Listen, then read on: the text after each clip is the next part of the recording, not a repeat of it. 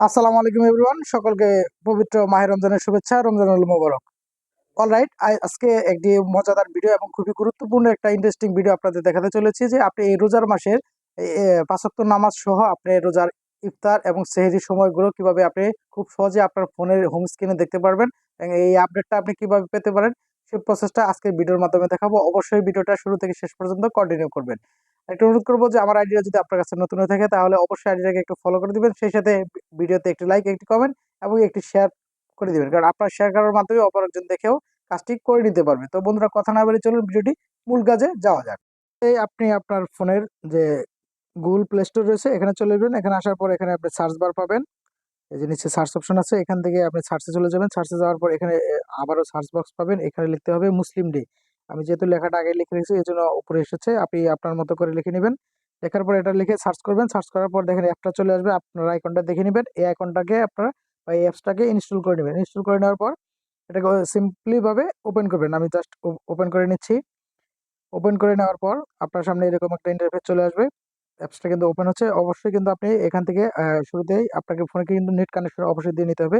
তো এখানে আসার পর আপনি এখানে দুটো অপশন পাবেন। দেখেন, প্রথমে আছে দেশ নির্বাচন। এখানে যদি আপনি বাংলাদেশ থেকে থাকেন তাহলে এখান থেকে বাংলাদেশ সিলেক্ট করবেন, আর যদি অন্য কোনো রাষ্ট্রে থেকে থাকেন তাহলে সেটা এখান থেকে সিলেক্ট করে নেবেন। সিলেক্ট করে নেওয়ার পর এখানে নিচে দেখতে পারবেন আপনি জেলা ভিত্তিক একটা অপশন রয়েছে এবং জিপিএস লোকেশন ভিত্তিক একটা অপশন রয়েছে। আপনি কি করবেন, আপনি যদি জেলা ভিত্তিক অপশনটা দিয়ে রাখেন তাহলে কিন্তু শুধুমাত্র আপনি যে এখানে থাকেন, যে জেলাটা সিলেক্ট করবেন সে জেলা থেকে আপনার এই আপডেটটা দেখতে পারবেন।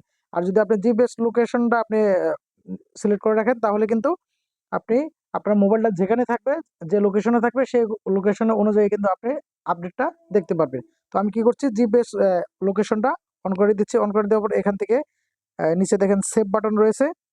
এই সেভ বাটনে ক্লিক করবেন। ক্লিক করার পর আপনার সামনে একটা পারমিশন যাইতে পারে বা এরকম একটা অপশন আসবে। এখান থেকে আপনি আমরা বাংলাদেশিরা সাধারণত হানাফি মাযহাবের হয়ে থাকে, তাই আমি হানাফিটা সিলেক্ট করে নিলাম। সিলেক্ট করে নেওয়ার পর আবার এখান থেকে সেভ করব। তারপরে এখান থেকে নিচে লেখা আছে দেখেছেন পারমিশন দিন, আপনি এখান থেকে এই পারমিশনটা দিয়ে নেবেন। আমি অ্যালাউ করে দিলাম। অ্যালাউ করে দেওয়ার পর কিন্তু আমার অ্যাপসটা সিম্পলি ভাবে সেট আপ হয়ে গেছে বা ওপেন হয়ে গেছে। এখন কিন্তু আপনি এখানে সকল তথ্যগুলো দেখতে পাচ্ছেন। এখন কি করবেন, আপনি এখান থেকে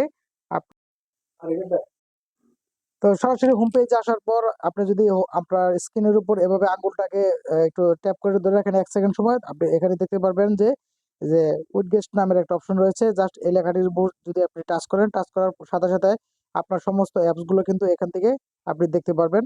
আপনি কাজ হচ্ছে যে ওই অ্যাপসটা মুসলিম ডে অ্যাপসটাকে আপনাকে খুঁজে বের করে, যেমন আমি এখানে দেখেন আপনি দেখতে পাচ্ছি, আপনিও দেখতে পারবেন। এটাকে খুঁজে বের করে নেবেন।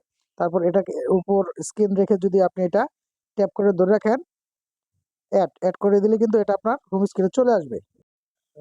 তো এটা আসার পর আপনি যদি এটার উপর আপনি এভাবে স্ক্রিনের উপর এটা ধরে রাখেন, দেখেন এটা কিন্তু আপনি যেখানে খুশি সেখানে নিয়ে বসাতে পারবেন। আমি যদি এখানে রাখি, হয়ে গেছে। আপনি যদি ব্যাক পেজে টাচ করে দিই তাহলে কিন্তু এটা কিন্তু আমার হোম স্ক্রিনে শো করতেছে।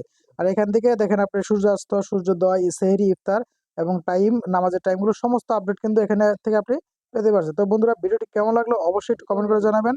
সেই সাথে আমার আইডিয়া যদি আপনার কাছে নতুন হয়ে থাকে তাহলে অবশ্যই একটু ফলো করে দিবেন এবং ভিডিওতে একটি লাইক, একটি কমেন্ট এবং একটি শেয়ার করে দিবেন। ধন্যবাদ সকলকে।